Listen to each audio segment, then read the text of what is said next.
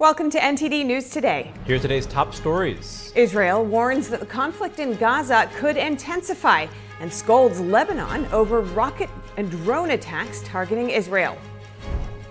The Colorado Republican Party is asking the U.S. Supreme Court to overturn a ruling barring Trump from the state's primary ballot. How would the new request affect the case? Federal workers will get a late Christmas gift, a significant pay raise in 2024. It's the largest increase in more than 4 decades. Jacques Delors, who is seen as the architect of the European Union and of 10 often called Mr. Europe, has passed away. We bring you a highlight of his achievements and reactions from European leaders. Clashes in Argentina. Labor unions again protesting a plan by new President Javier Milei. Find out why the unions are against the proposed changes. Shen Yun Performing Arts kicks off its 2024 season in the U.S. Audience members in Houston share takeaways with NTD.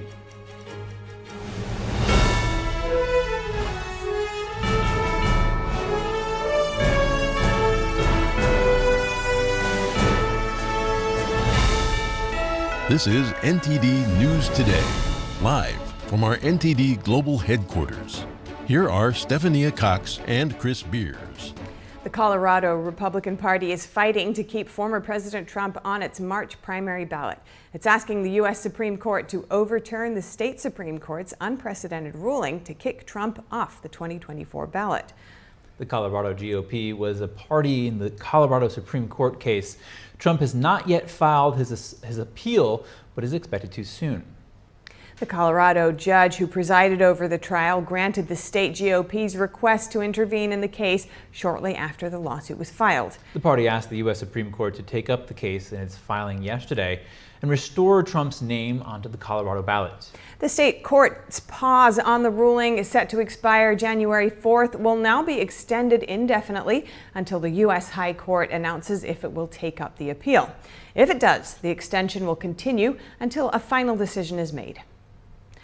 And the former president is facing a similar ballot challenge in Maine. Most cases regarding Trump's eligibility as a candidate under the 14th Amendment have taken place in courts. However, Maine Secretary of State Shen Yun is set this week to make a decision herself. Attorneys for Trump sent a letter requesting that she disqualify herself from the issue. That's because she called the events of January 6th an insurrection back in January 2021. Attorneys argue that she has concluded that Trump engaged in an insurrection well before the submission of evidence in the current matter. And over to the former president's classified documents case. The judge in the case decided there must be a questionnaire for potential jurors. Lawyers for Trump and the offices of special counsel Jack Smith now have to file a joint jury questionnaire by the end of February. The judge's decision comes in response to a request by the special counsel. Smith's office argued that because the pre-trial publicity surrounding this case is substantial, a thorough jury selection process is needed. Trump's team opposed the idea, saying Smith's request was too early. They say this is wasting the court's resources. And a former Black Lives Matter leader doubles down on his support for former President Trump. Mark Fisher is the co-founder of BLM Rhode Island. He was on Newsmax explaining why he thinks Trump is the best candidate for the Black community. He speaks directly to the needs of Black people, very loud and clear. He's not duplicitous about it. His record is proven and it precedes him. He's done more for Black people than any president that I can think of in my lifetime. He added that some politicians have been using race to deflect attention from their failures. Fisher says he's tired of people profiting from American division and American suffering. He previously disapproved of both the Democratic Party and the Republican Party, but he speaks highly of Trump and called him the best candidate for 2024. Should Trump's Walk of Fame star in Hollywood be removed? A man named Andrew Ruddick started a petition to get rid of the star back in 2020. He's gathered less than 5,000 signatures. Despite the controversy, many were reportedly seen taking pictures with Trump's star on Wednesday. According to KTLA, Ruddick recently said he appealed to several city organizations without success. No star has ever been permanently removed from the Walk of Fame. The LA City Council member representing the area says there's no known precedent for removing a star. Michigan's Supreme Court will keep Trump on that state's ballot. The court rejected an appeal by groups seeking to bar him from running in the state. These groups allege Trump shouldn't be allowed to run because they say his role in the January 6th Capitol breach makes him party to an insurrection in violation of the 14th Amendment. Joining us live to discuss is Paul Kamenar, lead counsel at the National Legal and Policy Center. Paul, why did the Michigan Supreme Court reject this appeal? Thank you for having me. Yeah, the Michigan Supreme Court basically said, look, the lower court was right. It's not up to the Secretary of State to take somebody off the ballot if the Republican Party wants that person on the ballot, because it's basically a party function. And now the court did say, well, we might wait until to see if he wins the primary and gets on the general election ballot, and then we'll revisit it. But obviously that case is going to be overshadowed by the Colorado case. Now, Paul, how is the Michigan Supreme Court's reading of the law different from the Colorado Supreme Court's, which did decide to bar Trump from the ballot? Yeah, like I said, the Michigan Supreme Court did not even reach the merits of whether or not Trump engaged in insurrection or rebellion, as did the Colorado Supreme Court. So the Michigan court was basically a procedural ruling, whereas the Colorado Supreme Court ruled on the merits of the case that Trump should be taken off the ballot and that he's disqualified for running for president. Now, what's the Republican Party's argument? The Colorado Republican Party just appealed the ruling to the U.S. Supreme Court.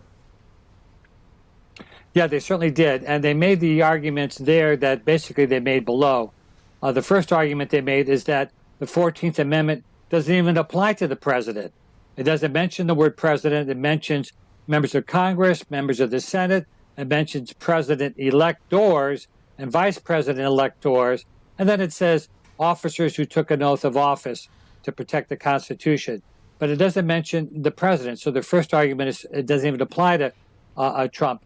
The second argument is one that they said, look, this law is not self-executing, meaning it can't just be applied on its own by each state. Congress has to basically put some flesh on this constitutional amendment and have a statute. In fact, there is a statute that a couple people who were arrested and charged in the January 6th riot were indeed convicted of insurrection and rebellion. So here's the law that Congress passed. Trump wasn't even charged with that by Jack Smith. And Paul, Trump is expected to appeal this decision, this Colorado Supreme Court decision, before the January 6th deadline to appeal. What can we expect from his appeal? Well, I think his appeal will basically mirror what the Republican Party of Colorado also filed. And it's basically those same arguments. And the other argument they made is that this ruling violates the First Amendment rights of the voters of Colorado to decide in their freedom of association who they want to have on the ballot to be president. So Trump's arguments will basically mirror those that are filed by the Republican Party. And then we'll see what the Supreme Court does. Now, so the Supreme Court has never ruled on this, rarely used Civil War era provision of the 14th Amendment. If it does take up this case, like we're talking about, how is the court likely to approach it, given that it's unprecedented here? Yeah, well, first of all, I think it's a foregone conclusion that they will take up this case because states that are litigating this issue, and so we need some final clarity to it. So the Supreme Court will take it up. What they will rule, I think they will rule on the merits that Trump cannot be disqualified under the 14th Amendment because, like I said, it doesn't apply to him, that it's not self-executing, and other arguments. I mean, they could also say that this is a political question, meaning that the issue is so complicated that it's one that the courts have nothing really to merits to decide on, and that it should be left to the political branches. There may be a couple decisions on that out of the 9 justices, but I think there'll be at least 5 votes to strike down the Colorado Supreme Court ruling on the merits, meaning Trump will be on the ballot. All right, Paul Kamenar, lead counsel at the National Legal and Policy Center. Thank you so much for your time. Former President Trump commended the Michigan Supreme Court's decision to reject an effort to disqualify him from the state's ballot. He says it was very expected and called it a big win in Michigan in an interview with Just the News yesterday. Trump says it makes Colorado's Supreme Court, in his words, an embarrassment all over the world. He also called it very, very bad for Colorado. Trump also commented on special counsel Jack Smith and his J6 indictment. The former president told Just the News that Smith is trying to stop him from introducing exculpatory evidence. That evidence could include Capitol Police security failures. Trump said Smith may also be trying to defend former House Speaker Nancy Pelosi and D.C. Mayor Muriel Bowser. In the interview, Trump said he offered 10,000 National Guard troops or more prior to January 6th because he knew it was going to be a big event. And that if they accepted even 200 to 500 people, January 6th wouldn't have been like it was. Trump also commented on Smith's recently failed bid to the Supreme Court, saying, quote, he loses because he goes too far. Coming up, a new study shines a light on the hidden costs of illegal immigration. Find out the surprising numbers on welfare and other government assistance. And the largest Christian university in the nation sued by the Federal Trade Commission. The university president says the Biden administration is unfairly targeting it.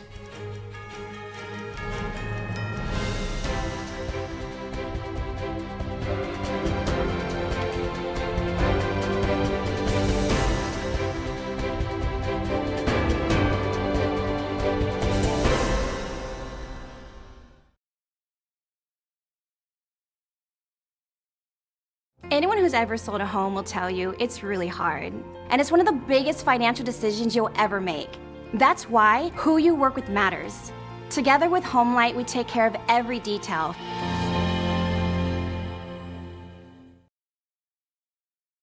First time I came in here was Monday, and today is Thursday. I've had 2 surgeries and am doing fantastic.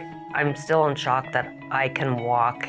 That's all within 4 days. In 4th grade, I was diagnosed with scoliosis. I had 70 and 60-degree curvatures. Went to Shriners Hospital in LA. It's been fused ever since. I noticed a lot of pain going down my left buttock into my thighs and into my calf. I could be standing there and my legs would just go out. I went through pain management for 2.5 years, and the pain management specialist told me there was nothing more he could do for me. We actually did our own research, and next thing I know, Dr. Benatti called and he told me immediately over the phone what my issue was without even seeing me. I was in a twilight stage during surgery, and you can actually say, where are you feeling that pain? And it immediately stops. Hold the leg up there.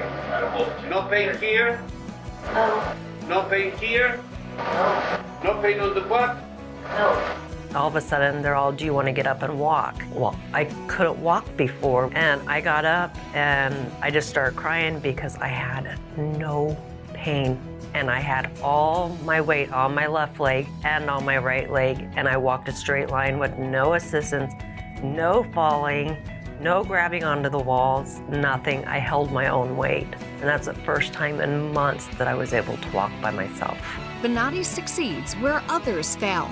For more stories like these and the rest of our program, check out American Medicine Today, featuring cutting-edge medical and science innovators and a medical professional's insight on political and social issues plaguing our nation and healthcare. American Medicine Today, Saturdays 6 and Sundays at 9 on NTD Television and other streaming platforms.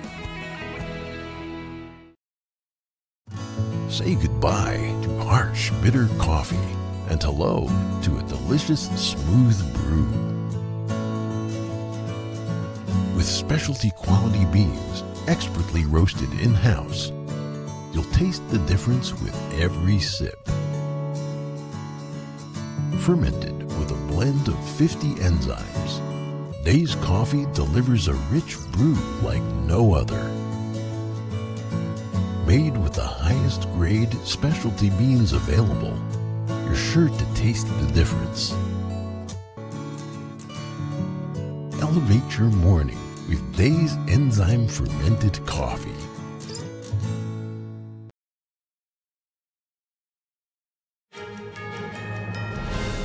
And now an update on the conflict in the Middle East. The Israel Defense Forces said today that the war in Gaza could escalate and that the country is preparing for it. IDF spokesman Lieutenant Colonel Peter Lerner says Israel is fighting in an unprecedented battleground where the underground work is the main effort of the war. Israeli forces bombarded multiple targets in Gaza overnight. Hamas-controlled reports cited dozens of deaths. The air and ground offensive against Hamas has widened to most of the territory. The IDF says Israeli forces are operating within the laws of armed conflict and are trying to spare civilian lives. Israel also says it shot down a drone Thursday that crossed into its territory from Lebanon. There were no immediate reports of casualties. Israel's emergency minister says the country could step up its response to attacks from the Iran-backed Hezbollah in Lebanon. He said if the world and the Lebanese government don't act to stop the attack, the IDF will. Israel says it will stop granting automatic visas for United Nations employees. The country accused the agency of being complicit partners in Hamas's propaganda. Earlier, we spoke with award-winning international journalist Alex Newman for insights. Alex Newman, Israel accuses the UN of being complicit in Hamas propaganda. Could you elaborate on instances where the UN allegedly supported or facilitated Hamas's activities? Well, the UN has been helping jihad against the Jews for a very long time. In fact, I've been writing articles on this for almost a decade. You have UN-run schools. They're run by what's called the UNRWA, the UN Relief and Works Administration, and they have been caught repeatedly, over and over again, teaching Arab children that they need to wage jihad on the Jews, that they need to set Palestine free from the river to the sea. I mean, these are calls to genocide. You see little children in these schools run by the UN glorifying terrorism, saying they want to become suicide bombers. So the UN's actually encouraging this. And of course, the U.S. government has part of the responsibility here as well, since the U.S. government has been historically one of the biggest funders of this UN agency. And of course, now we see the same thing. We see UN facilities in Gaza being used to hide missiles, being used by Hamas operatives to have top secret meetings. So the UN is clearly out of line here when it comes to what it's been doing, not just with Hamas, but many other extremist groups. Yep. And it's very sad. And more broadly, in your view, how might the UN's actions or policies be aiding regimes or groups involved in human rights abuses or crimes against humanity? A common criticism the UN has faced for many years, especially in regards to China and Iran.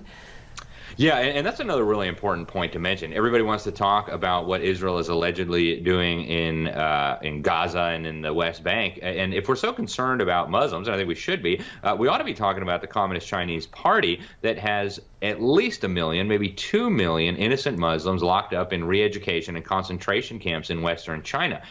This is the kind of thing that the UN never wants to talk about. In fact, the UN's been caught repeatedly aiding and abetting these types of crimes against humanity, not just by refusing to speak out, but sometimes even giving active aid and support. You had Reggie Littlejohn, Women's Rights Without Frontiers, exposed the UN Population Fund working with the Communist Chinese government on forced abortions and forced sterilizations to enforce the one-child policy that was let go some years ago. So you have a very, very bizarre situation where the UN claims to be very concerned about human rights. You look at a lot of these UN agencies, 90% plus of all their resolutions are condemning Israel.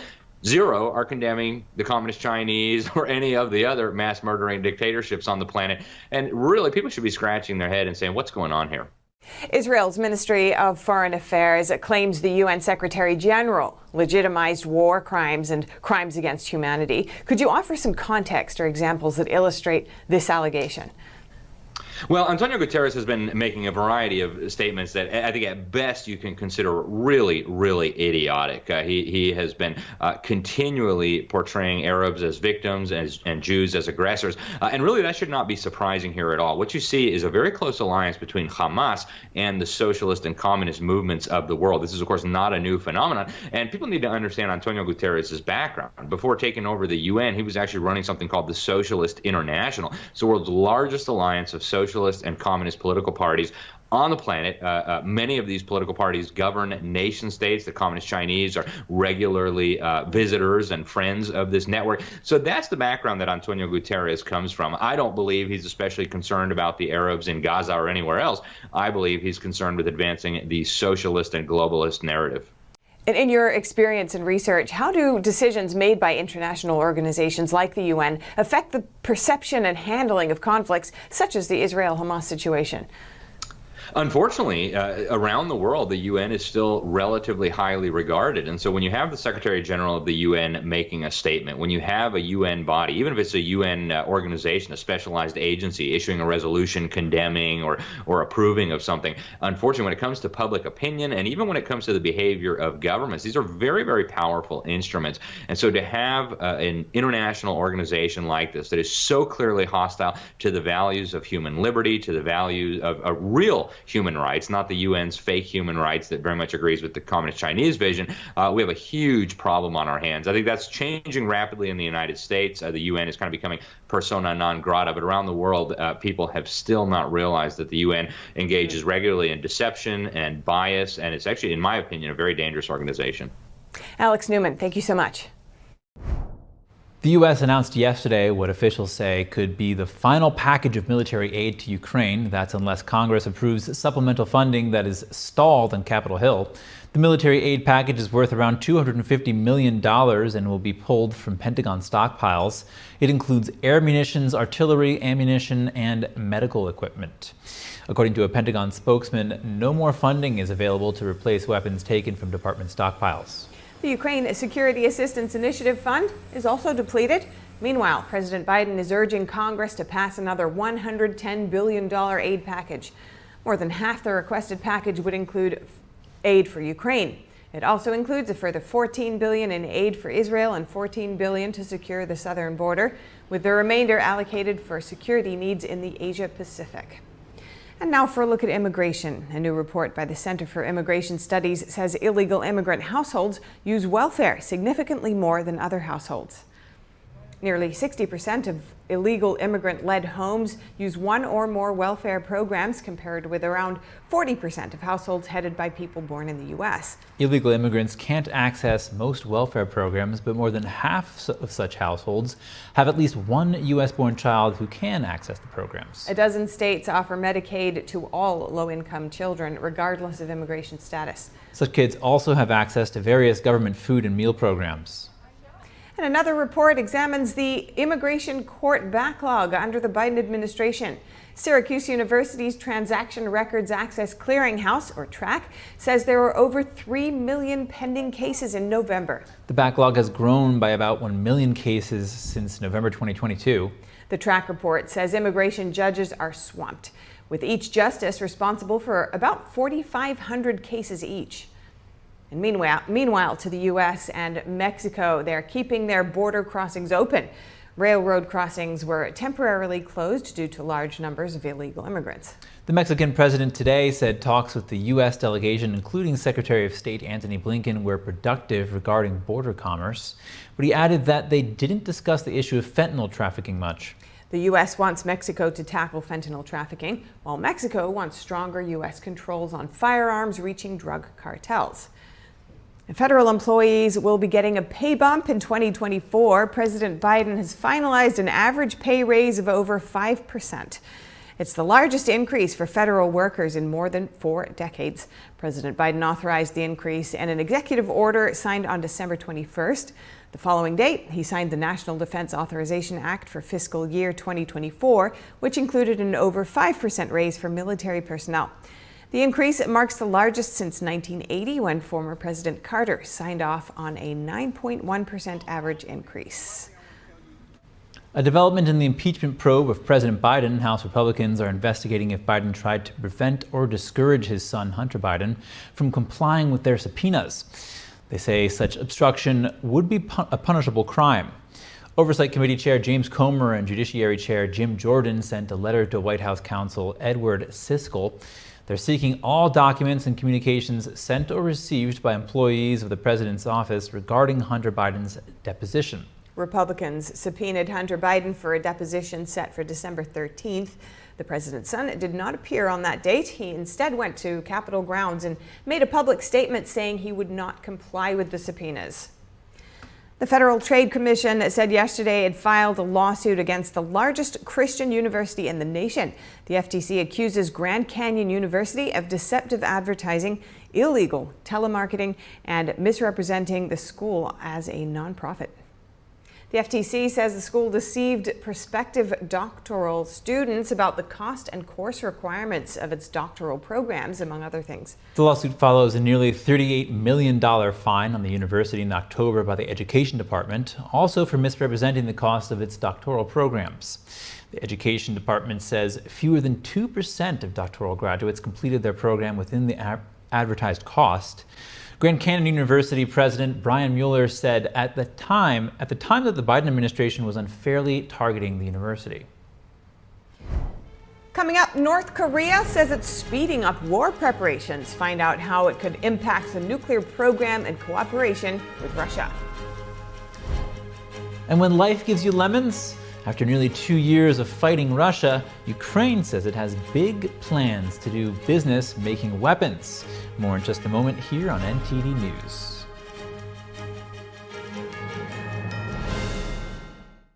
The highest art is beautiful, breathtaking, timeless, and moving. Experience art with 5,000 years of history, inspired by the divine. Experience Shen Yun. If you're living with diabetes, this is the sound that could change your life. Great news for people living with diabetes. Now you can wear a continuous glucose monitor and eliminate routine finger sticks. The days of repeated, painful finger sticks are over. Just call 800-215-1658. If you use insulin daily to manage your condition, a continuous glucose monitor could help you control your diabetes and reduce or eliminate those painful finger sticks. If you have Medicare or private insurance, US Med can deliver a CGM system right to your door. And if you qualify, there may be little or no cost to you. Shipping is free, and we'll even bill your insurer directly. Call now to get your continuous glucose monitoring system so you can take control of your diabetes and get back to enjoying life. Just call 800-215-1658. That's 800-215-1658. Is deep sea fish oil really healthy? Due to pollution in the oceans, most fish contain heavy metal elements and radioactive substances. That's why it's so important to choose a pure source of omega-3. Puritang green vegetable omega-3 is made from purslane and perilla seeds, which are rich in nutrients and minerals, especially vitamins A, D, E, calcium, and iron. With natural processing and no harmful chemical additives, it has more than 90% concentration of omegas 3, 6, 7, and 9. It effectively improves brain power and is beneficial to the heart's health. Puritang omega-3 does not smell of fish and contains no pollutants, so both adults and children can safely and easily consume it over a long period of time. Puritang green vegetable omega-3, greener, healthier, and more effective. Visit puritang.com to learn more.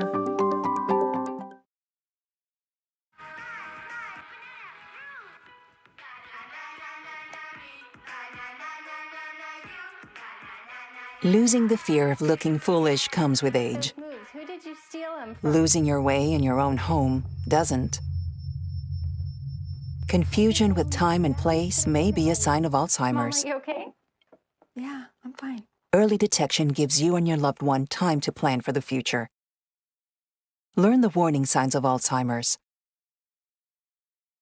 I'm David Lamb in the San Francisco Bay Area, and we are NTD News.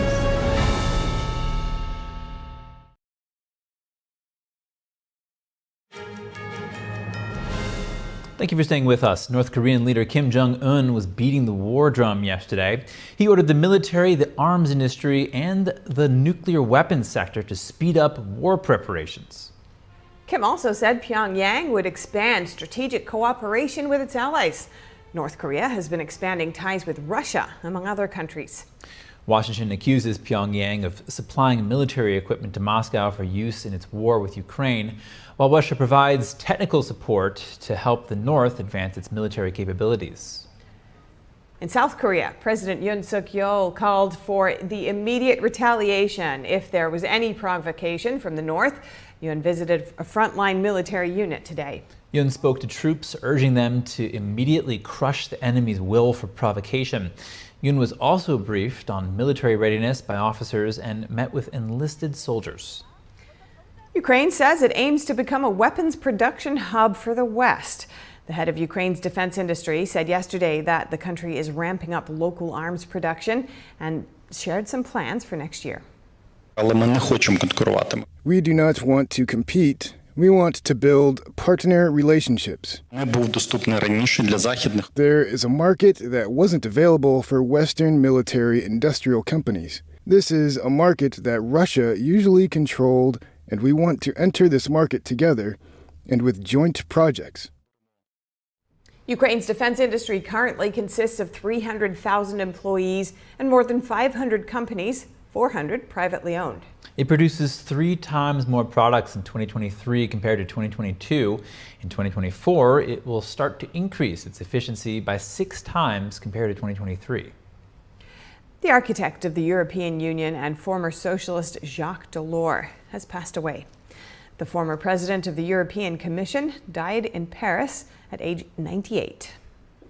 During his time as the Union's president, Delors became the visionary and builder of a more unified Europe. Some called him Mr. Europe. Under his tenure, member countries agreed to expand on the free movement of capital, goods, services, and people. Delors was also key in drawing up the blueprint for economic and monetary union. This led to the creation of the European Central Bank and the euro. Before entering continent-wide European politics, Delors was a member of the Socialist Party in France. European Union flags were flown at half-mast outside the European Commission headquarters in Brussels today. Current European Commission President Ursula von der Leyen led tributes online for Delors. She wrote that Delors was a visionary who made Europe stronger. French President Emmanuel Macron also paid tribute to his fellow countrymen. Macron called him a craftsman of Europe and a fighter for human justice. Labor unions in Argentina are protesting new rules by President Javier Milei. Thousands took to the streets on Wednesday to demonstrate. Protesters are against a new order that deregulates the economy and contemplates labor reforms. In one incident, a group of people confronted police in a central avenue of the capital. Law enforcement evicted them from the place. Milei's order could repeal or change more than 300 laws. That's to deregulate an economy which the state has intervened in for decades. Labor unions argue the changes challenge the power of unions and that they're bad for workers. The order would come into effect on Friday, but Congress must first take a number of steps to approve of it. With 2023 drawing to an end, we look back at some of the biggest news stories of the year. NTD's Jeremy Sandberg has the third quarter summary of our special multi-part series, July to September. Riots in France enter a fourth day on July 1st, after 17-year-old Nahel Merzouk was shot and killed by police after trying to drive away during a traffic stop in a Paris suburb. France's Interior Ministry deploys 45,000 police officers to ward off the worst crisis of President Emmanuel Macron's term since the Yellow Vest protests. The ministry reported over 700 officers injured, 5,000 vehicles burned in the streets, and close to 1,000 buildings vandalized, looted, or set ablaze. As the Russia-Ukraine war rages on, President Biden announces cluster munitions will be sent to Ukraine. The controversial weapon is banned in over 100 countries, partly for dangers posed to civilians years after a conflict. Russia hits Ukraine's southern port of Odessa with airstrikes in late July and launches missiles at the Ukrainian city of Kryvyi Rih. Ukrainian officials say at least 5 people are killed in the attacks and dozens injured. While in the Middle East, Israeli forces hit the city of Jenin with drone strikes in an operation to destroy terrorist infrastructure and weapons. The IDF reports underground explosive caches were found, one hidden in a tunnel under a mosque. A military coup in Niger at the end of the month ousts President Mohamed Bazoum. Leaders of the coup declare Presidential Guard Chief General Tiani as the new head of state. August, the month of the mugshot. Former President Trump is charged with a 4-count indictment August 1st over disputing 2020 election results. Special counsel Jack Smith accuses Trump of conspiring to defraud the United States. Conspiring to disenfranchise voters, and conspiring and attempting to obstruct an official proceeding. Trump pleads not guilty August 3rd and tells reporters it's a very sad day for America after leaving court. This is a persecution of a political opponent. This was never supposed to happen in America. Trump is hit with a fourth set of criminal charges in Georgia August 14th, accusing him of trying to overturn the state's 2020 election results. Fulton County District Attorney Fani Willis bringing a grand jury indictment against Trump and 18 co-defendants. Trump's historic mugshot was released August 24th after being booked on felony charges at an Atlanta jail. Russian mercenary chief Yevgeny Prigozhin is listed as a passenger killed in a private jet crash. Russian authorities say genetic testing confirmed the Wagner boss was dead after spearheading a mutiny in June. An unmanned Indian spacecraft lands near the south pole of the moon in a mission seen by many as critical for lunar exploration. In September, a 6.8 magnitude earthquake in Morocco left close to 3,000 people dead. The Moroccan government reported almost 60,000 houses damaged, over 30% collapsed. A collapsed dam in eastern Libya during Storm Daniel flooded and destroyed parts of the coastal city of Derna. The UN confirmed over 4,000 people died in the disaster and 40,000 displaced. Poland announced it would no longer arm Ukraine to focus on building up its own stocks of weapons instead. An exodus of over 100,000 Armenians begins after Azerbaijani forces take control of Nagorno-Karabakh. Armenia accuses Azerbaijan of ethnic cleansing. Hundreds of Armenian protesters took to the streets and called for their prime minister's resignation after Armenian forces surrendered the region. Jeremy Sandberg, NTD News. A 1,000-year-old church is adding a new window marking a major chapter in history, the COVID-19 pandemic. Let's take a look at it. NTD's Andrew Thomas has the details. This is St. Mary and St. Andrew Church in Whittlesford, England. To mark its 1,000th anniversary, the local community wanted to memorialize the pandemic. This stained glass window includes figures isolating in their homes and neighbors helping each other out. Obviously, globally, the pandemic was horrendous. So many people had the most terrible times and struggled with loneliness, anxiety, depression, illness. I mean, it was horrendous, but there were silver linings. The church's pastor was impressed by the community response during lockdowns. She knew it was an important theme for the new window. And I think what it showed was that people realised what mattered again. What mattered was relationships, was caring for one another, and in a way it brought our community to life in a new way. Locals and visitors are responding well to the window and finding comfort in the themes, even in dark times. One lady was telling me last week about a diagnosis of terminal cancer, and she'd just come and stood in front of the window, and it had really moved her to tears, but also helped her because she was able to think about those people who cared for her and loved her. Artist Benjamin Finn in Essex was commissioned for the stained glass window. The designs alone for his window took him about 200 hours. It took another 6 weeks to make a final sketch and 8 weeks to make the window. And he cuts his glass by hand. My initial reaction to being asked by the parish to do a window on the theme of caring was sort of blind panic, a combination of blind panic and a mind going blank. The community will have to wait and see what the next millennium has in store. Andrew Thomas, NTD News. There are real consequences to controlled media.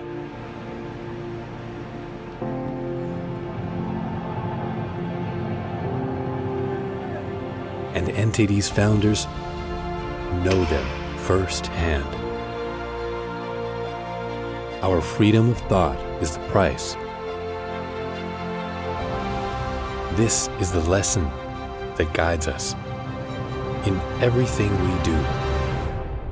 Yeah, so there's the tear gas there. We know the value of a free society. And we take seriously the responsibility to preserve it. We are NTD.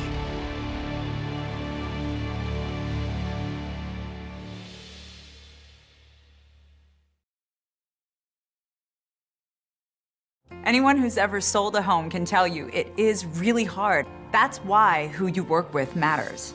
Together with HomeLight, we've helped thousands of people sell faster and for the best price.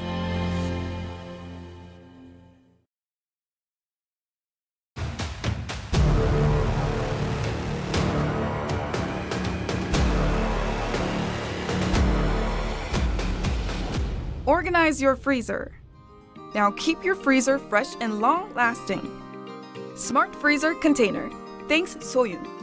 The magic of the freezer. Make efficient use of freezer space. Keep the freezer cleaner and more tidy.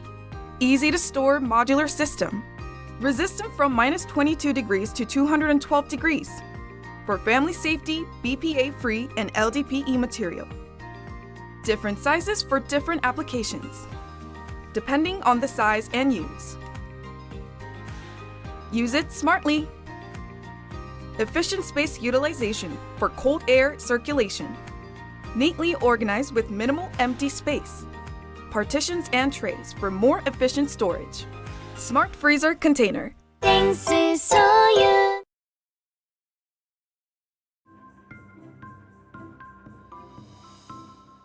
They are some of the hottest videos on social media. Those videos claiming to instantly get rid of bags under your eyes. Annette Figueroa is here to tell us why she says this one is for real. This one is for real, and I'm so excited. Not only does it work on the bags, it works on the appearance of crow's feet, fine lines, and wrinkles. We even have a video, and all he uses is a small amount, and that's how easy it is. And I did this to my father. We were at home, 4 minutes, 34 seconds, completely gone. My real true opinion is holy words I can't say on camera. This is absolutely unbelievable. I mean, I could feel it just lifting my skin. It was amazing. It feels good. Feels great. Looks even better. At our $14.95 price, it's the best way to try Plexiderm and see it work for yourself after your first application. Your solution is at plexidermtrial.com or call the number on your screen.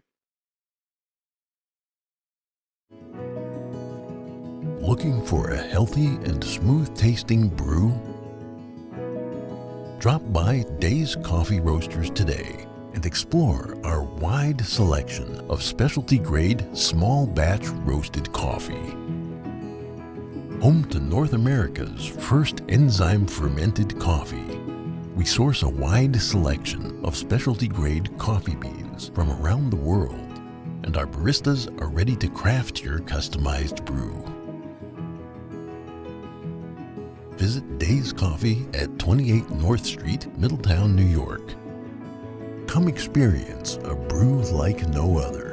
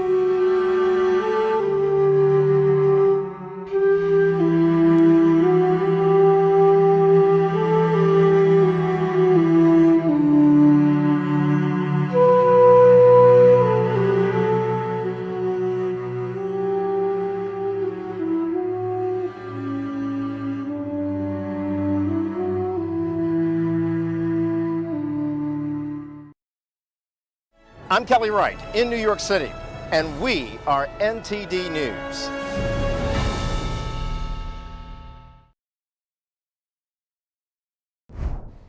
Welcome to NTD News Today. Here are today's top stories. The Colorado Republican Party is asking the U.S. Supreme Court to overturn a ruling barring Trump from the state's primary ballot. How would the new request affect the case? Israel warns that the conflict in Gaza could intensify. Find out why and how it scolds Lebanon over rocket and drone attacks. A new report says immigration court judges are swamped with work, with the number of pending cases in the millions. Ukraine says it has big plans to do business-making weapons after nearly 2 years of fighting Russia. How it would work and what their goals are. The car industry races towards an all-electric future. Big automakers showcase their latest designs at motor shows around the world. We take a sneak peek. The Los Angeles Dodgers add a Japanese pitching sensation to their roster. Hear from the star himself and the team manager about the 12-year, over $300 million contract.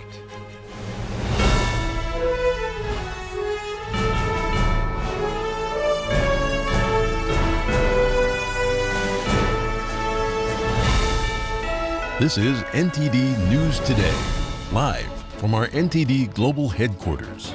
Here are Stephania Cox and Chris Beers. The Colorado Republican Party is fighting to keep former President Trump on its March primary ballot. It's asking the U.S. Supreme Court to overturn the state Supreme Court's unprecedented ruling to kick Trump off the 2024 ballot.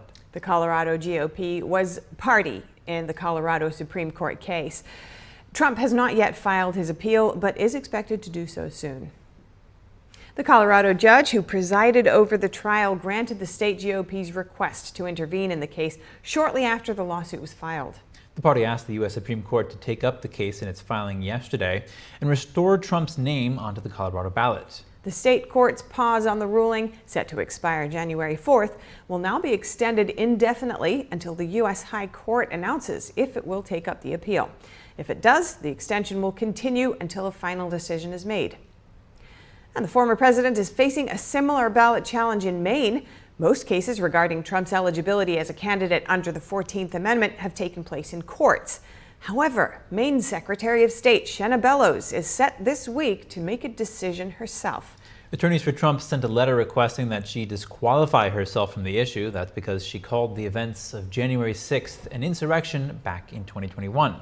Attorneys argue that she has concluded that Trump engaged in an insurrection well before the submission of evidence in this current matter. And over to the former president's classified documents case.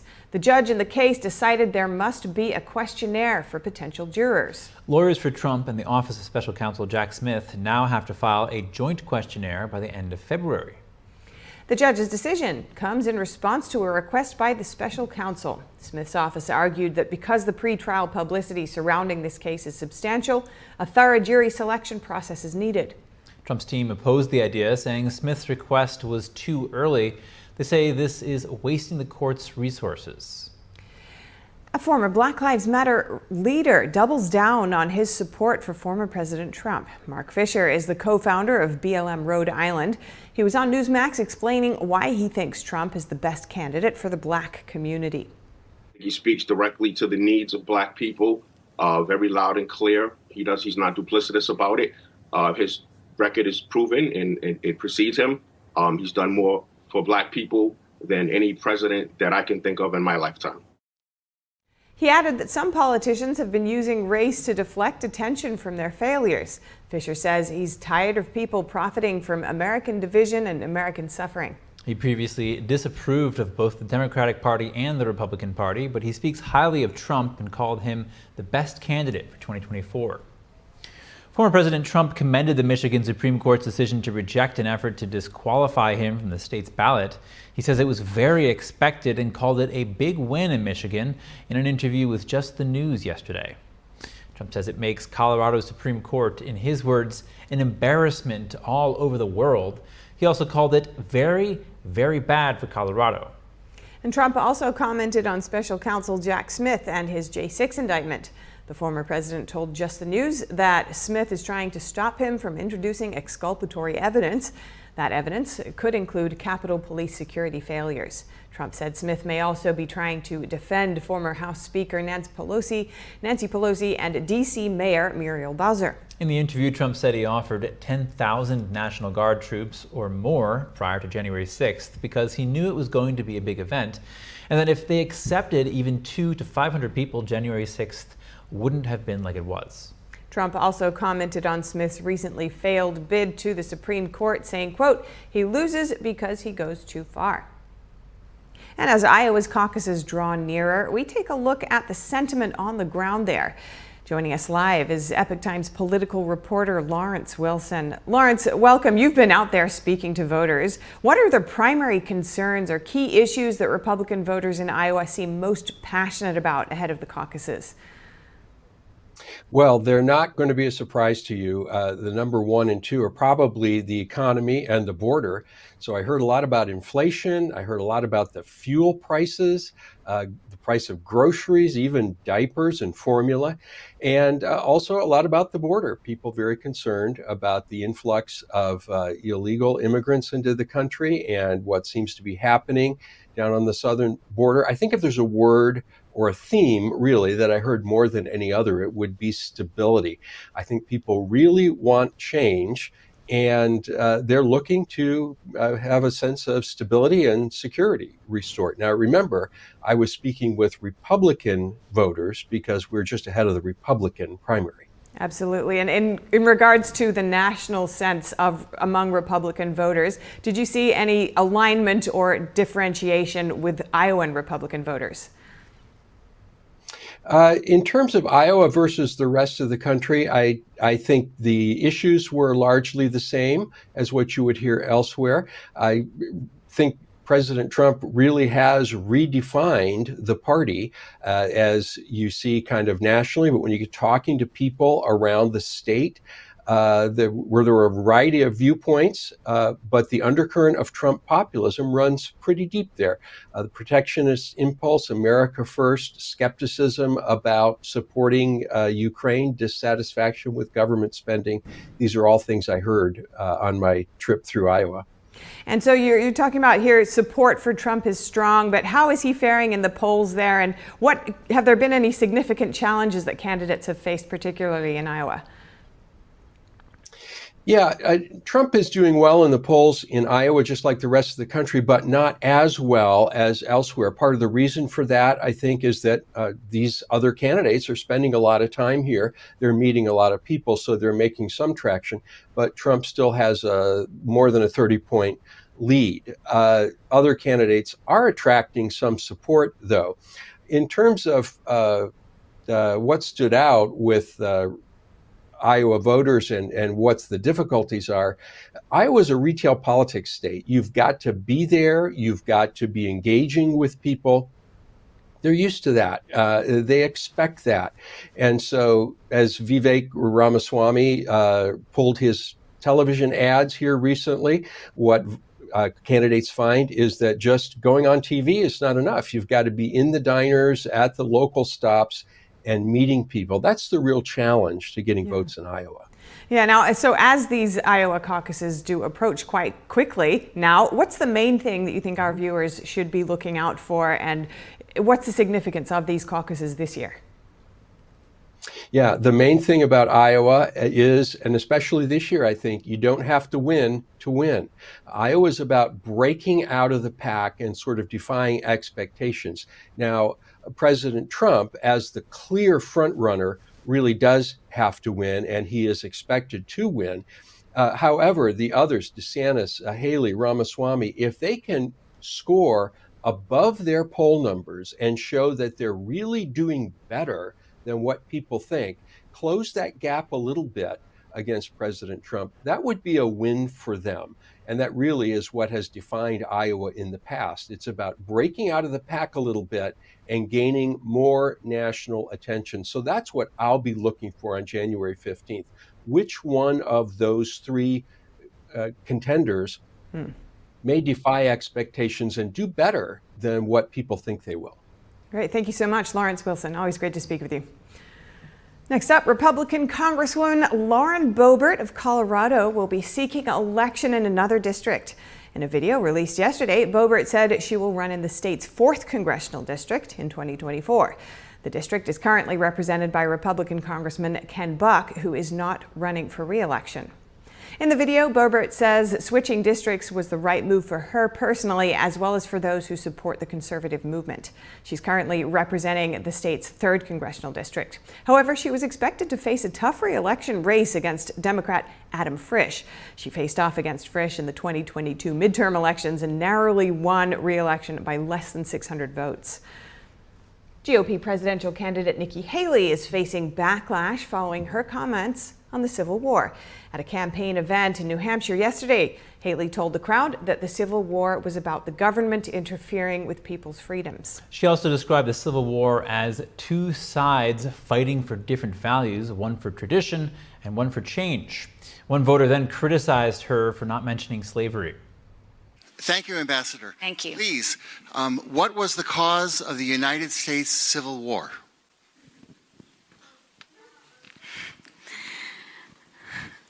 Well, don't come with an easy question or anything. I mean, I think the cause of the Civil War was basically how government was going to run, the freedoms and what people could and couldn't do. Thank you. And then in the year 2023, it's astonishing to me that you answer that question without mentioning the word slavery. What do you want me to say about slavery? You've answered my question. Thank you. Next question. President Biden took a swipe at Haley by reposting a video of her response and writing, quote, "It was about slavery." Haley clarified her comments today. She told radio host Jack Heath that the Civil War was indeed about slavery. She also emphasized the importance of freedom of speech, religion, and individual liberties without government interference. Coming up, federal workers will get a late Christmas gift, a significant pay raise in 2024. It's the largest increase in more than 4 decades. Americans could save tens of billions of dollars on gas next year. This is according to predictions. More in just a moment here on NTD News Today.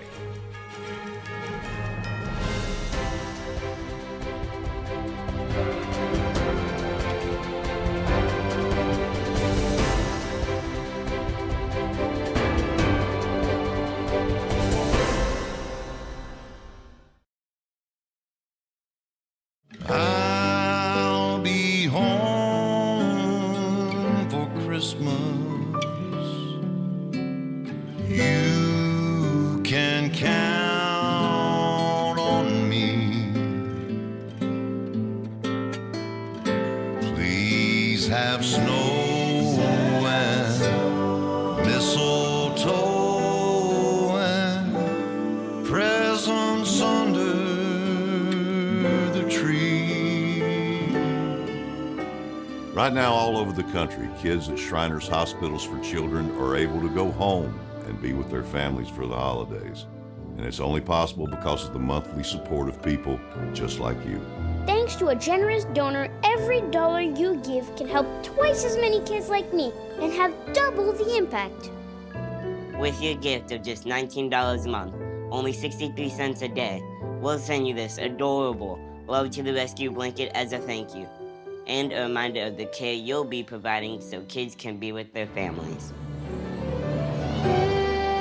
Christmas Eve will find me where the love light gleams.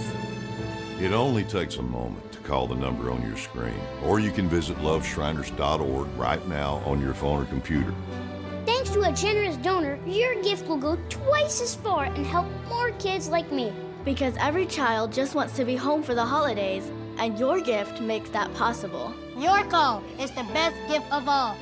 Your gift will be my favorite Christmas present this year. Thank you for giving. Please call the number on your screen or go online right now with your monthly gift. And when you do, your gift will have 2 times the impact. Freedom is not free, and neither is the truth. In order to bring you the facts, our reporters are out there on the front lines getting the true story. Some of them served 10 years of prison in China. We've been censored on social media. Our Hong Kong printing offices were set on fire, and we've been repeatedly attacked by the Chinese Communist Party. But no matter what, we believe that you deserve the truth, and so we'll continue to bring the truth to life. Head on over to getepic.com and try honest journalism that is based in truth and tradition. We'd love to have you on board. You're not going to get it all right. Just make sure you nail the big stuff. Mama! Like making sure your kids are in the right seat for their age and size. Get it right at nhtsa.gov/the right seat. My graduation was something I will never forget. People like you and me sometimes may have doubts in yourself, but I feel that everything's possible. Find free adult education classes near you at finishyourdiploma.org.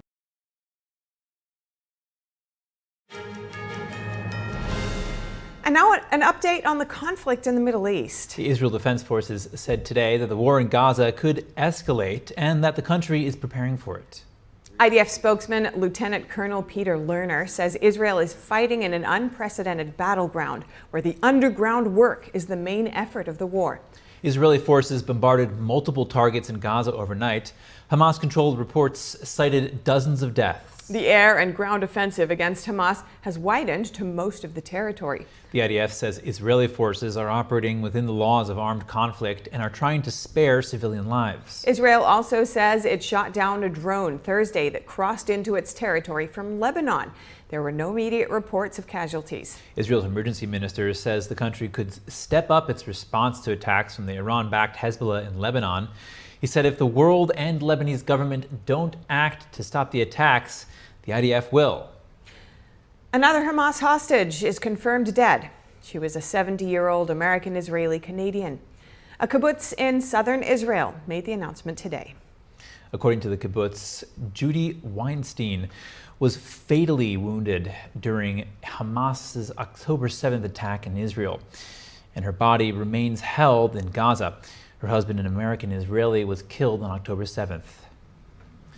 The U.S. announced yesterday what officials say could be the final package of military aid to Ukraine. And that's unless Congress approves supplemental funding that's stalled on Capitol Hill. The military aid package is worth around $250 million and will be pulled from Pentagon stockpiles. It includes air munitions, artillery, ammunition, and medical equipment. According to a Pentagon spokesman, no more funding is available to replace weapons taken from department's stocks. The Ukraine Security Assistance Initiative Fund is also depleted. Meanwhile, President Biden is urging Congress to pass another $110 billion aid package. More than half the requested package would include aid for Ukraine. It also includes a further $14 billion in aid for Israel and $14 billion to secure the southern border, with the remainder allocated for security needs in the Asia Pacific. Now for a look at immigration. A new report by the Center for Immigration Studies says illegal immigrant households use welfare significantly more than other households. Nearly 60% of illegal immigrant-led homes use one or more welfare programs, compared with around 40% of households headed by people born in the U.S. Illegal immigrants can't access most welfare programs. More than half of such households have at least one U.S.-born child who can access the programs. A dozen states offer Medicaid to allow low-income children, regardless of immigration status, some welfare. Such kids also have access to various government food and meal programs. Another report examines the immigration court backlog under the Biden administration. Syracuse University's Transaction Records Access Clearinghouse, or TRAC, says there were over 3 million pending cases in November. The backlog has grown by about 1 million cases since November 2022. The TRAC report says immigration judges are swamped, with each justice responsible for about 4,500 cases each. Federal employees will be getting a pay bump in 2024. President Biden has finalized an average pay raise of over 5%. It's the largest increase for federal workers in more than 4 decades. President Biden authorized the increase in an executive order signed on December 21st. The following day, he signed the National Defense Authorization Act for fiscal year 2024, which included an over 5% raise for military personnel. The increase marks the largest since 1980, when former President Carter signed off on a 9.1% average increase. And a development in the impeachment probe of President Biden. House Republicans are investigating if Biden tried to prevent or discourage his son, Hunter Biden, from complying with their subpoenas. They say such obstruction would be a punishable crime. Oversight Committee Chair James Comer and Judiciary Chair Jim Jordan sent a letter to White House counsel Edward Siskel. They're seeking all documents and communications sent or received by employees of the president's office regarding Hunter Biden's deposition. Republicans subpoenaed Hunter Biden for a deposition set for December 13th. The president's son did not appear on that date. He instead went to Capitol grounds and made a public statement saying he would not comply with the subpoenas. The Federal Trade Commission said yesterday it filed a lawsuit against the largest Christian university in the nation. The FTC accuses Grand Canyon University of deceptive advertising, illegal telemarketing, and misrepresenting the school as a nonprofit. The FTC says the school deceived prospective doctoral students about the cost and course requirements of its doctoral programs, among other things. The lawsuit follows a nearly $38 million fine on the university in October by the Education Department, also for misrepresenting the costs of its doctoral programs. The Education Department says fewer than 2% of doctoral graduates complete their program within the advertised cost. Grand Canyon University President Brian Mueller said at the time that the Biden administration was unfairly targeting the university. Gas prices will fall in 2024, according to CNN, citing gas information website GasBuddy. Joining us now to discuss is NTD Business host Don Ma. Don, what's the outlook for gas prices next year? Well, you know, GasBuddy had a forecast for 2023 as well, and it was pretty accurate. So, you know, I think it's worth taking a look at what they say for 2024. So the company expects U.S. gas prices to be around averaging $3.38 a gallon in 2024, and that would represent actually a significant improvement compared to 2023 prices, which was an average of $3.51 a gallon. So if you calculate that, what that would amount to in terms of savings for Americans is about $32 billion less on fuel next year. So if this is true, of course, this is going to be welcome news for consumers because, you know, gasoline goes into everything that, a lot of things, in fact, that we buy. So this could have a big impact or potentially some impact at the very least on the inflation measure. So, you know, GasBuddy predicts the national average to actually top out at $3.67 in May, and then it's going to drop down to $2.99 by December 2024.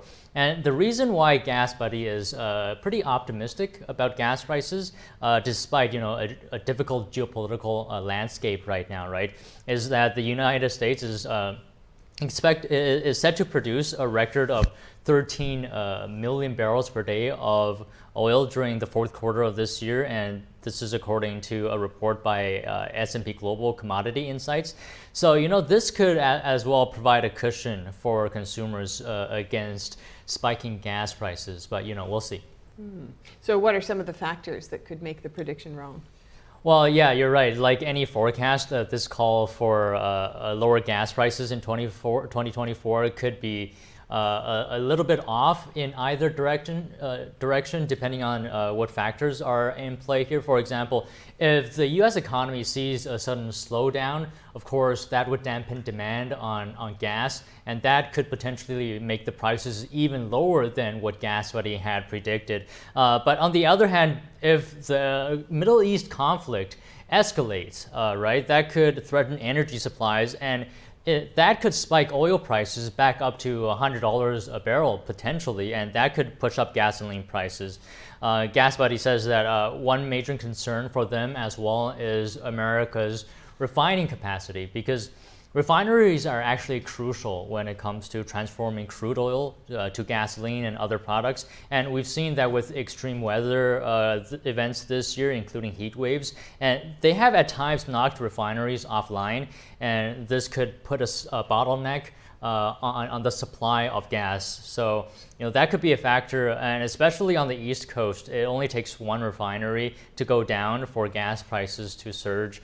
But as always, another risk is hurricanes. They could have a huge impact on refineries as well. And let me just mention a couple more factors here. OPEC Plus they haven't shied away from cutting oil supply, and that could be a factor as well. And the U.S.'s relationship with OPEC countries hasn't been that good, could be better. So this could also be a wild card when it comes to gas prices next year. What else do you have for us in terms of business, Don? Sure. The number of Americans filing for initial claims for unemployment benefits rose last week, and this is indicating the labor market continues to cool in this year's fourth quarter. The Labor Department says that new state unemployment benefit claims rose by 12,000 last week to 218,000. But this actually came within expectations, according to a Reuters poll. It showed that economists actually expected an increase of around 210,000 initial claims for the week ending December 23rd. In other news, oil prices lowered today as concerns eased about shipping disruptions along the Red Sea route. Oil prices dropped nearly 2% on Wednesday, and this is as major shipping firms begin returning to the Red Sea. Both the Brent and WTI benchmarks settled more than 2% higher in a previous session. So there's a dramatic change here, it seems. And as the latest attacks on the ships in the Red Sea actually prompted fears of shipping disruption, but it seems like those fears could be easing. But the prospect of a prolonged Israeli military campaign in Gaza still remains a major driver of market sentiment. And finally, Denmark's Maersk will sail almost all container vessels traveling between Asia and Europe through the Suez Canal from now on, while diverting only a handful around Africa. This is according to a Reuters breakdown of the group's schedule today. The company's schedule shows more than 50 Maersk vessels set to go via the Suez Canal in the coming weeks. This is, of course, after major shipping companies, including container giant Maersk and Hapag-Lloyd, stopped using the Red Sea routes and the Suez Canal earlier this month, after Yemen's Houthi militant group began targeting vessels, disrupting global trade. So seems like some normalcy beginning to increase here. All right, very good. Thank you, Don. Thank you. Coming up, Jacques Delors, who is seen as the architect of the European Union and often called Mr. Europe, has passed away. We bring you a highlight of his achievements and reactions from European leaders. And clashes in Argentina, labor unions again protesting a plan by new President Javier Milei. Find out why the unions are against the proposed changes. We'll have the details soon when we return.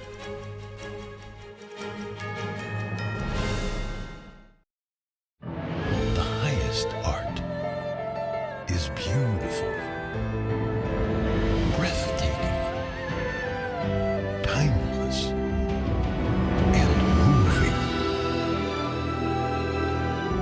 Experience art with 5,000 years of history, inspired by the divine. Experience Shen Yun. Anyone who's ever sold a home can tell you it is really hard. That's why who you work with matters. Together with HomeLight, we've helped thousands of people sell faster and for the best price.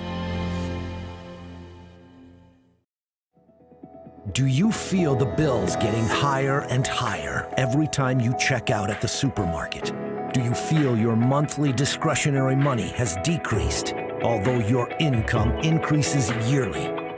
Inflation is eating away at your wealth. Digital wallets and central bank digital currencies are destroying financial privatization. Only gold and silver are constitutional forms of money. Our privacy was to be protected against unlawful search and seizure. Midas Gold Group will help you take control of your finances and protect your wealth and your privacy. Pulling money out of the corrupt banking and investment system is a way to privatize your finances as the elite push us towards digital wallets and central bank digital currency. Protect your wealth with real money. Deal with the best. Midas Gold Group, a proud America First company. MidasGoldGroup.com.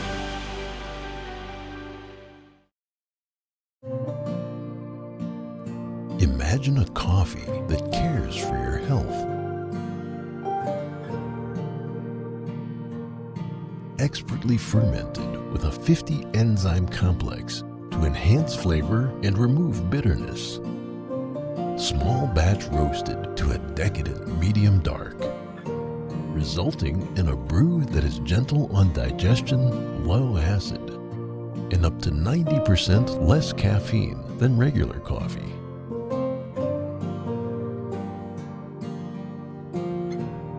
Try America's first enzyme fermented coffee today. Need a ride? Yeah!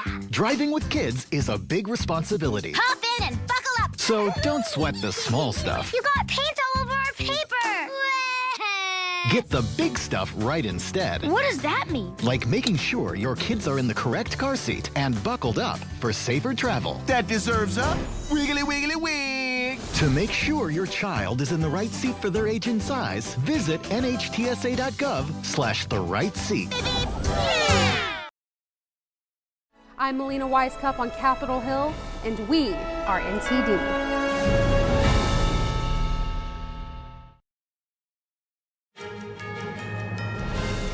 Ukraine says it aims to become a weapons production hub for the West. The head of Ukraine's defense industry said yesterday that the country is ramping up local arms production and shared some plans for next year. We do not want to compete. We want to build partner relationships. There is a market that wasn't available for Western military industrial companies. This is a market that Russia usually controlled, and we want to enter this market together and with joint projects. Ukraine's defense industry currently consists of 300,000 employees and more than 500 companies, 400 privately owned. It produced 3 times more products in 2023 compared to 2022. In 2024, it will strive to increase its efficiency by 6 times compared to 2023. And the architect of the European Union and former socialist Jacques Delors has passed away. The former president of the European Commission died in Paris at age 98. During his time as the Union's president, Delors became the visionary and builder of a more unified Europe. Some called him Mr. Europe. Under his tenure, member countries agreed to expand on the free movement of capital, goods, services, and people. Delors was also key in drawing up the blueprint for economic and monetary union. This led to the creation of the European Central Bank and the euro currency. Before entering continent-wide European politics, Delors was a member of the Socialist Party in France. European Union flags were flown at half-mast outside the European Commission headquarters in Brussels today. Current European Commission President Ursula von der Leyen led tributes online for Delors. She wrote that Delors was a visionary who made Europe stronger. French President Emmanuel Macron also paid tribute to his fellow countrymen. Macron called him a craftsman of Europe and a fighter for human justice. Labor unions in Argentina are protesting new rules by President Javier Milei. Thousands took to the streets on Wednesday to demonstrate. Protesters are against a new order that deregulates the economy and contemplates labor reforms. In one incident, a group of people confronted police in a central avenue of the capital. Law enforcement evicted them from the place. Milei's order could repeal or change more than 300 laws. That's to deregulate an economy in which the state has intervened for decades. Labor unions argue the changes challenge the power of unions and that they're bad for workers. The order would come into effect on Friday, but Congress must take a number of steps to approve it. This year saw the car industry move closer to an all-electric future. Big names showcased their latest decisions at motor shows around the world. NTD's Andrew Thomas has more on the hottest rides of 2023. Electric vehicles raced to keep up in 2023. BMW's iVision D was unveiled at CES Tech Show in Las Vegas. D stands for Digital Emotional Experience. A machine that actually cares. It reminds me a little bit of the character that they played in Terminator 2, the T-800 that saved, humanity. Ram showcased the 1500 Revolution, a battery-powered truck. Parent company Stellantis also unveiled its Peugeot Inception concept EV. Later in January, the India Auto Expo was back after a 3-year hiatus due to the pandemic. The Kia concept EV9 was on display. The vehicle has a battery pack and is fitted with a solar panel. Iconic cars of the past were on show at the London Classic Car Show. But a growing trend in the classic car world is to convert combustion engines to fully electric. A company called Electrogenic provides EV conversion kits for all kinds of classic vehicles, like this Porsche 911. Some people are doing it because they really do care about the environment and that's their prime motivator. Some people, they've had the car in the family a long time, it needs a new lease of life. At Auto Shanghai 2023 in April, Rolls-Royce's first fully electric Spectre made its Chinese debut. Maserati showcased its electric SUV Grecciali Folgore. In Japan, Toyota is doubling down on hydrogen. The Japanese carmaker's hydrogen Corolla made its racing debut in May. The vehicle has a combustion engine that burns liquid hydrogen instead of gasoline. This is a world first for a liquid hydrogen car to race. We hope it will offer another option in the fight against global warming. To bring smiles to everyone, I want to go one lap, even 1 second more, and so please, root for us. Luxury car event The Quail celebrated its 20th anniversary in California in August. Italian EV brand Pininfarina unveiled what was likely the most expensive car at the show. The B95 Speedster runs for $4.8 million. Munich hosted the IAA Mobility Motor Show in September, but some brands chose to show their latest vehicles early. Mercedes-Benz unveiled its latest concept car, the Concept CLA. The electric vehicle has a range of 460 miles. BYD debuted their Seal and new Seal U vehicles to a European audience. The Chinese car maker's sales are skyrocketing across China, and it's looking to break further into Europe.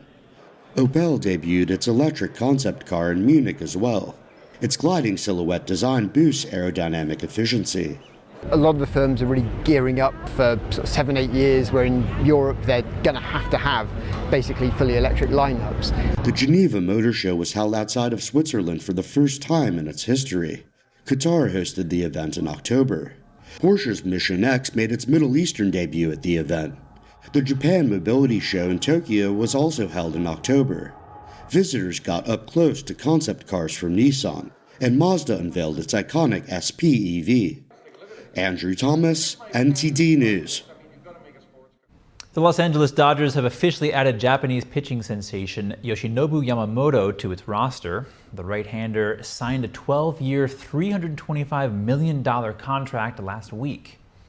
I am beyond ecstatic to become a member of this historic franchise and cannot express how much it means to me to be able to call Los Angeles my new home. First and foremost, you said it is a privilege. I don't think the expectation has changed. I think that the roster has certainly been enhanced with some great talent and great people, but the goal has still been to win the World Series. The 25-year-old will receive the most guaranteed money ever for a pitcher. The team also paid more than $50 million to his former team to get him. Yamamoto was named the top pitcher in Nippon professional baseball for the last 3 seasons. He won the pitching Triple Crown each year, leading the league in wins, strikeouts, and earned run average. The Japanese phenom won a gold medal at the Tokyo Olympics in 2021. He also helped Japan to win the World Baseball Classic this year. The Dodgers face great expectations this season following the recent signing of MVP Shohei Ohtani. Coming up, glow-in-the-dark road markings could save lives. Safety experts hope to cut the number of fatalities from nighttime car crashes. And New York City reveals a new ball for the New Year's Eve countdown. Its new illuminated pattern will mark a joyous start to 2024. More shortly here on NTD News Today.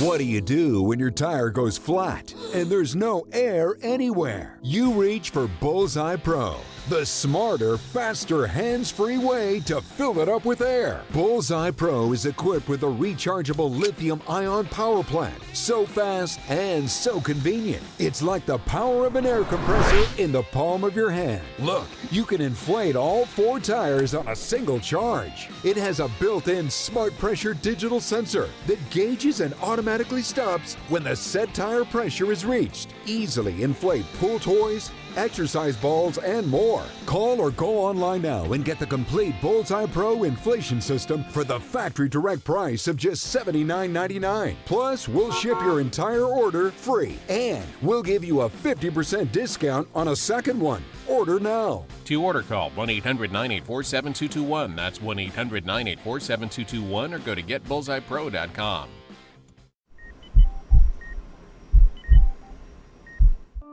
I had a pretty normal mom life. Everything was pretty good, and it was a very happy life. And we just had a new baby. And then all of a sudden, within a day or two, she's on life support and fighting for her life. Then I knew something was pretty wrong. A little less than a week after I came home, I couldn't breathe. That's when we decided to go to the hospital. I was given the diagnosis that I had peripartum cardiomyopathy, which is basically a pregnancy-induced heart failure. They told me my only chance was a heart transplant. And the American Heart Association helped make that possible. Their research helped save me. This could not happen without monthly donations from friends like you. Your sustained support helps fund life-saving research that leads to medical breakthroughs, like those that gave Jen a second chance at life. Heart disease is the #1 killer in America, and we urgently need your help to save lives. Go to helpheart.org or call now to become a monthly donor today. Your donation of only $19 a month, just 63 cents a day, will make a difference through prevention, early detection, treatments, and cures that help save lives. I am very thankful for the American Heart Association. I'm grateful for just every day that I get with my children. Please go to helpheart.org or call now with your donation of just $19 a month. Join our community of monthly donors, and you'll get this limited edition t-shirt you could wear to show you're helping save lives. One simple act today can save your life or the life of a loved one. So please, call or go to helpheart.org now to help save lives.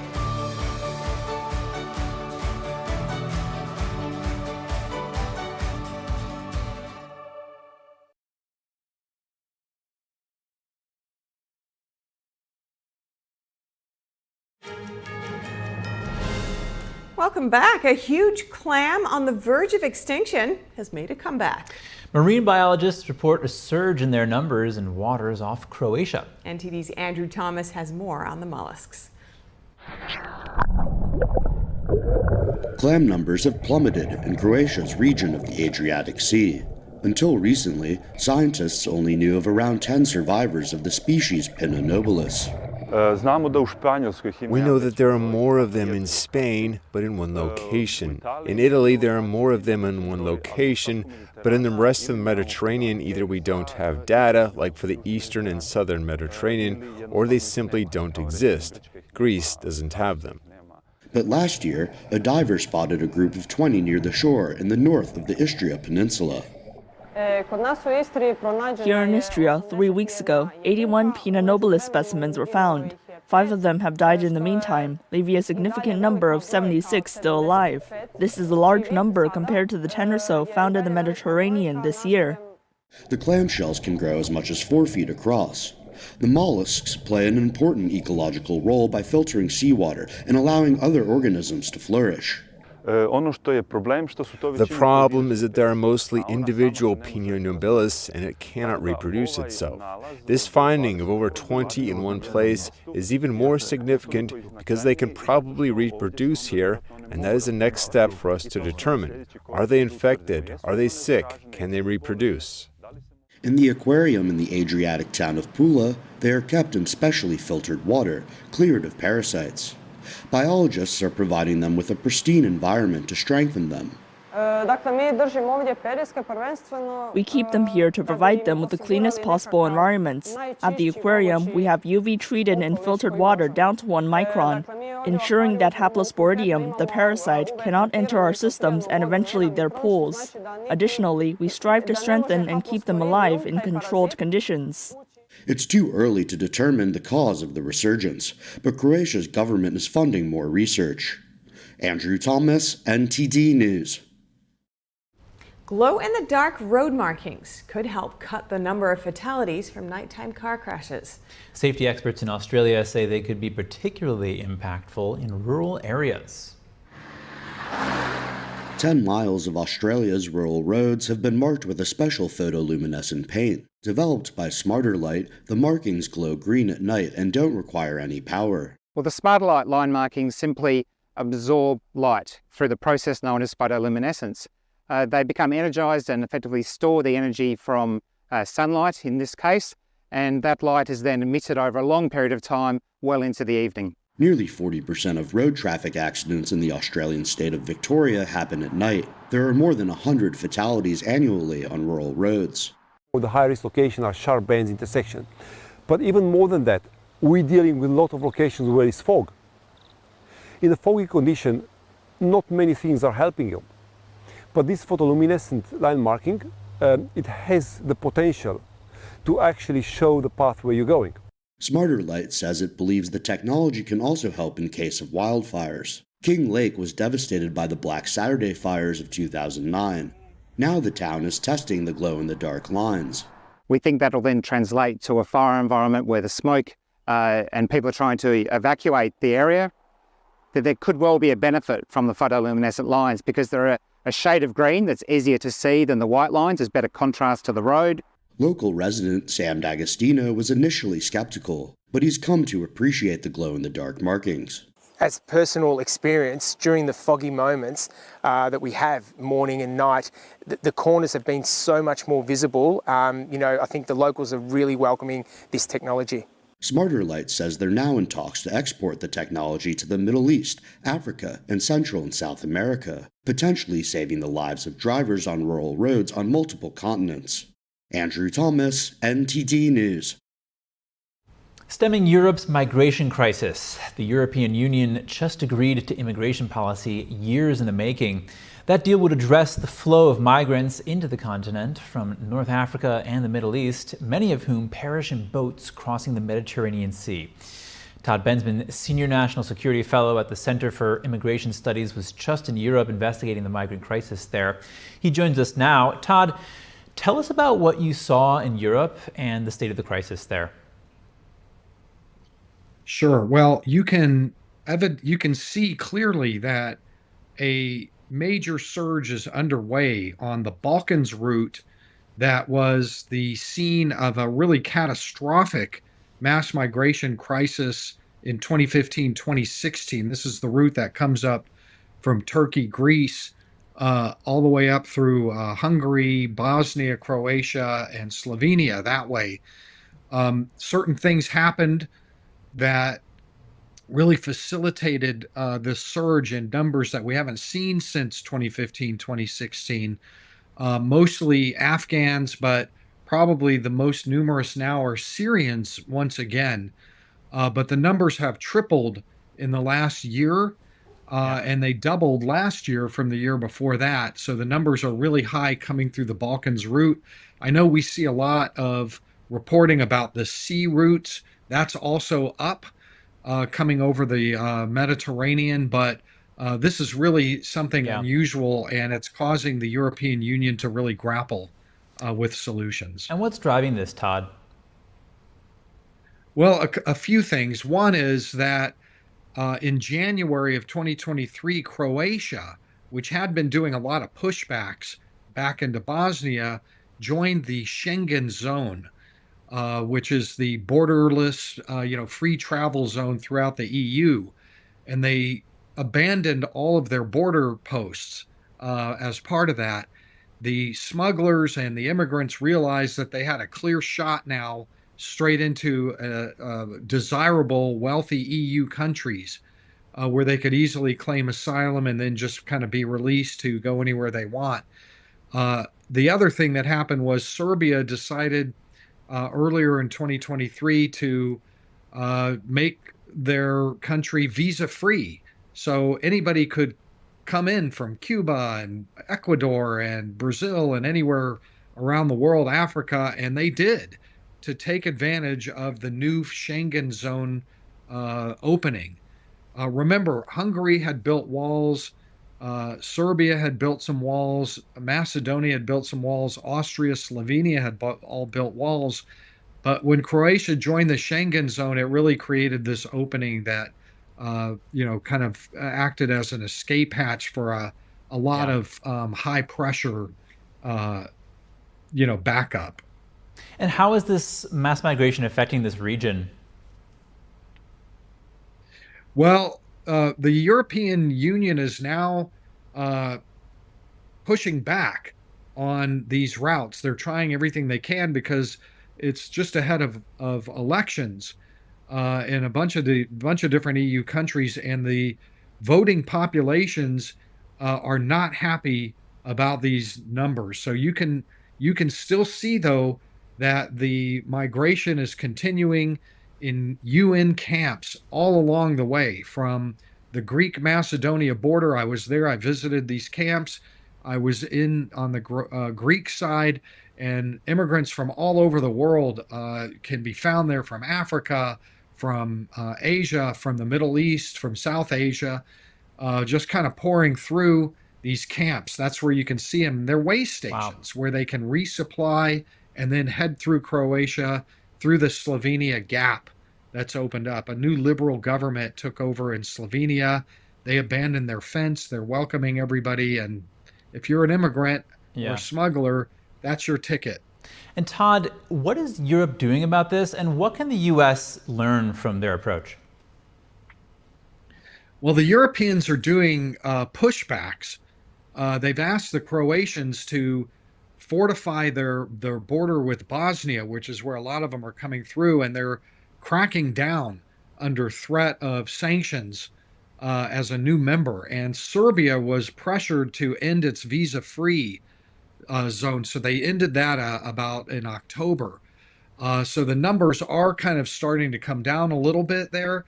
But then the Europeans just approved preliminarily something called the New Pact on Migration and Asylum, which is really the issue here. And they're proposing to do detentions and actual deportations, which they have not bothered with in years.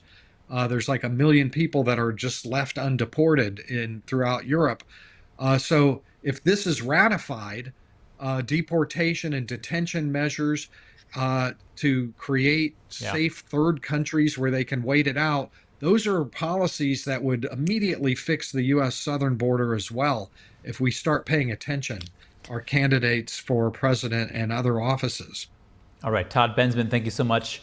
Senior National Security Fellow at the Center for Immigration Studies. New York City's iconic New Year's ball drop has a new design for the new year. The 2024 motif is a bow tie pattern crafted in partnership with Fontainebleau. If you look closely, the crystal triangles have different patterns on them. The gift of serenity, the gift of harmony, the gift of love. But what's really special this year is, thanks to Fontainebleau, we created a new pattern on the wall, a bow tie pattern that reflects the bow tie in Times Square. Times Square was once known as the bow tie, and if you look at an aerial view, it actually looks like two triangles coming together. On New Year's Eve, the ball will gracefully drop from the top of One Times Square. Its illuminated bow ties will mark a joyous start to 2024. And that's all for today's news. Thank you for tuning in. Feel free to reach out to us with news tips or feedback at news.today@ntd.com. We'll be back with more stories tomorrow.